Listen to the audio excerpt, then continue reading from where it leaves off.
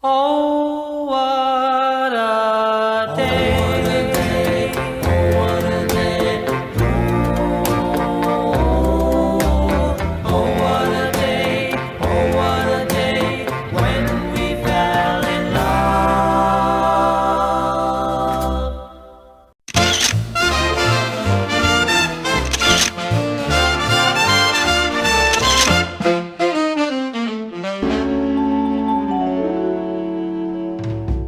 Selamat siang, Suster Veronica. Selamat siang, Lia. Sebelumnya, terima kasih telah bersedia meluangkan waktu untuk wawancara ini.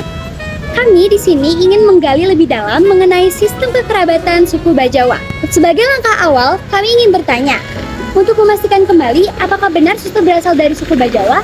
Iya, benar. Saya berasal dari suku Bajawa dan Bajawanya itu ada di Flores. Flores itu sebuah island ya atau pulau di mana letaknya itu Flores ada di NTT atau Nusa Tenggara Timur. Baik, kalau begitu, karena di sini kami sedang mempelajari sistem kekerabatan di Indonesia ini, maka dari itu, suku Bajawa menganut sistem kekerabatan apa nih, Suster? Matrilineal ya, mama ya dari ibu. Kalau begitu, coba jelaskan sedikit ke kami, mengapa akhirnya suku Bajawa menganut sistem matrilineal? Oke, nah suku Bajawa menganut matrilineal karena perempuan itu sangat berharga di mata keluarga. Jadi seperti yang di Injil yang mengatakan laki-laki harus keluar dan bersatu dengan istrinya, maka yang saudara atau yang laki-laki itu akan keluar dari rumah. Jadi perempuan itu yang nanti akan berkuasa, bukan berkuasa untuk semuanya ya, maksudnya yang akan menguasai warisan atau yang akan bertugas merawat orang tua, menjaga orang tua, dan juga menjaga rumah yang akan orang tua tempati itu tugas dari anak perempuan. Makanya matrilineal ya, segala sesuatu itu perempuan yang mempunyai tugas ya. Oke. Kalau kami boleh tahu, apa nilai-nilai utama yang diwariskan oleh ibu kepada anak-anak dalam sistem matrilineal di Bajawa? Oke, nah nilainya itu banyak ya. Saya yang mengambil yang penting saja. Yang pertama itu mama mengajarkan atau ibu mengajarkan kepada setiap wanita di Bajawa itu untuk bagaimana menghargai saudara laki-lakinya.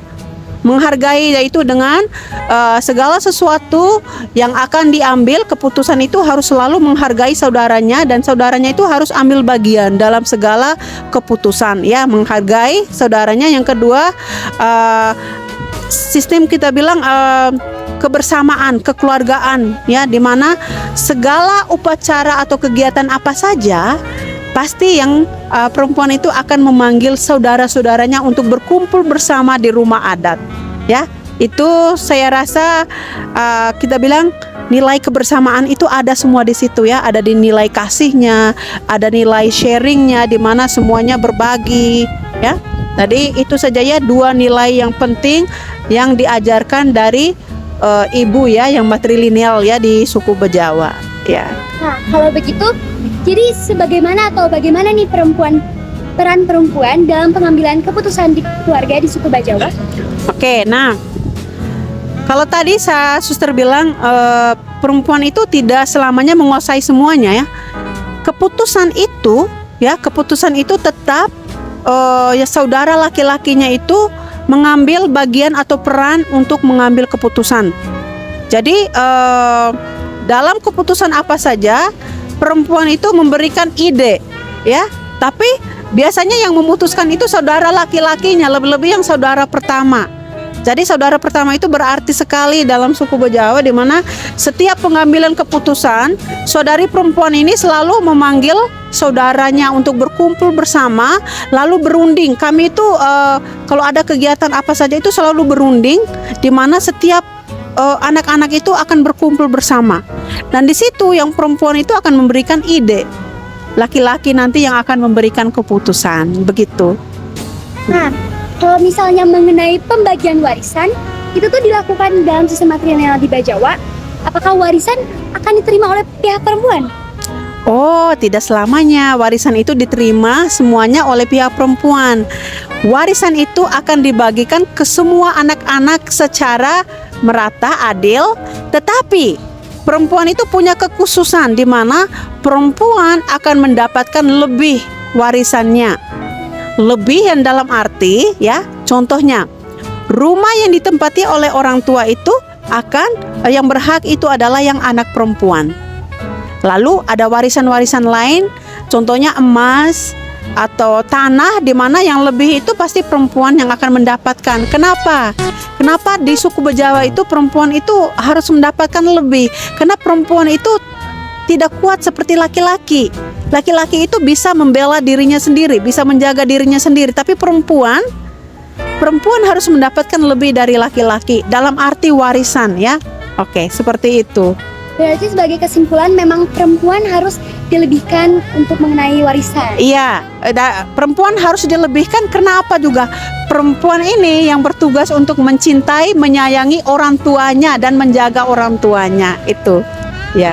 Jikalau suku Bajawa menganut sistem matrilineal, apakah ada perbedaan dalam cara mendidik anak laki-laki dan anak perempuan? Kalau seperti yang saya hidupi selama ini tidak ada perbedaan. Jadi anak perempuan dan anak laki-laki itu dididik secara equal, secara sama, ya. Tetapi di dalam didikan itu mama itu selalu mengingatkan selalu perempuan bahwa perempuan nanti yang akan tinggal dengan rumah. Perempuan nanti yang akan menjaga ayah dan ibu. Laki-laki itu yang akan harus keluar. Tapi didikan itu selalu sama, ya, mau siapa saja. Berarti tidak ada perbedaan cara mendidik ke semua anak. Iya, tidak ada perbedaan. Oke, lanjut suster ke pertanyaan selanjutnya. Apakah suku Bajawa mengadakan upacara adat? Jikalau ada, bagaimana perempuan berperan dalam upacara adat di Bajawa? Iya, kami itu ada upacara adat. Nah, upacara adat ini dilaksanakan setahun sekali. Dan tepatnya itu di bulan Januari, tanggal 15 Januari sampai tanggal 23 Januari. Jadi setiap anak-anak ya, anak-anak dari suku Bejawa ya, dimanapun mereka berada, mau di luar negeri, mau di dalam negeri, akan selalu pulang di bulan ini untuk merayakan pesta adat ini yang kami namakan Reba, ya. Nah, perempuan perannya itu sangat besar sekali di sini. Di mana? Yang pertama, dia harus menyiapkan rumah adat. Yang kedua, makanan. Karena makan itu harus selalu ya, daging babi, ya. Nasi ya, tidak ada ikan ya, karena dia juga harus menyiapkan itu semuanya ya. Jadi perempuan itu bukan dia mengambil alih semuanya ya, tapi dia harus menyiapkan itu karena saudara-saudaranya itu dari manapun itu akan kumpul di rumah induk itu, di rumah adat tersebut ya. Oke, itu aja.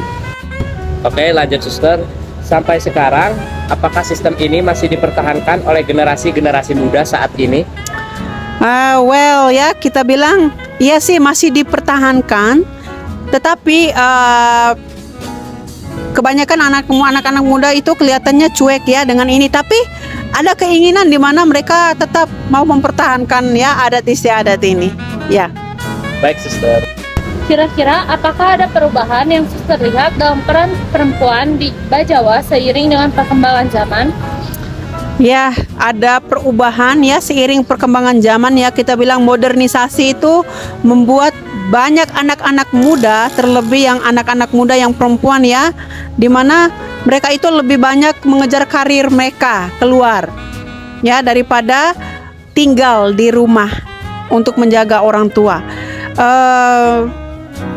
Kita bilang seiring perkembangan zaman pastilah ya, adat istiadat itu pasti ada perubahan ya. Tapi selalu ya, meskipun ada perubahan, selalu ada panggilan untuk kembali kepada rumah adat, kepada rumah induk, kepada tradisi yang sudah diwariskan oleh nenek moyang itu turun-temurun sampai sekarang ini. Yang terakhir nih ya suster, kira-kira apa nih pesan suster untuk generasi muda Bajawa dalam menjaga dan menghormati tradisi kekerabatan matrilineal ini? Oke, nah pesan saya itu ya, seiring saya bertumbuh dulu ya di Bejawa, pesan saya itu kepada anak-anak muda sekarang, jangan lepaskan tradisi tersebut, karena sesuatu yang diwariskan oleh nenek moyang itu baik adanya dan itu berguna untuk kehidupan kita di masa depan nanti, sekarang dan di masa depan nanti. Jadi sejauh mana kita berlari, pasti suatu saat nenek moyang pasti akan memanggil kita kembali untuk kembali ke rumah adat kita, ke tradisi kita yang sudah diwariskan itu. Jadi untuk anak-anak muda jangan takut melihat bahwa adat atau tradisi itu akan mempengaruhi kehidupan atau karir kalian dimanapun kalian berada. Kita tetap berusaha bisa mengembangkan diri kita, karir kita, tapi seiring dengan itu kita harus berpegang teguh kepada tradisi, ya, atau kepercayaan yang sudah diwariskan oleh nenek moyang kita itu turun temurun. Ya, itu saja. Terima kasih atas waktu dan wawasan yang telah suster bagikan. Semoga apa yang telah kita bicarakan dapat memberikan manfaat bagi banyak orang. Selamat melanjutkan aktivitas suster dan semoga sukses selalu untuk kita bersama. Terima kasih banyak ya anak-anak ya. Kalian kita bilang bernostalgia kembali. Saya kembali lagi kepada tradisi dan adat istiadat saya di sana. Dimana I love bahasa Indonesia ya. Ya, saya juga masih tetap memegang teguh ya keluhuran ya, nilai-nilai yang diwariskan diajarkan oleh nenek moyang. Meskipun saya seorang suster, tapi adat istiadat sebagai seorang dari Bejawa itu pasti akan saya pegang dimanapun saya berada. Karena dimanapun kita berada, adat istiadat yang diturunkan oleh nenek moyang itu pasti semuanya untuk kebaikan kita, untuk masa depan kita. Ya, terima kasih banyak ya anak-anak ya.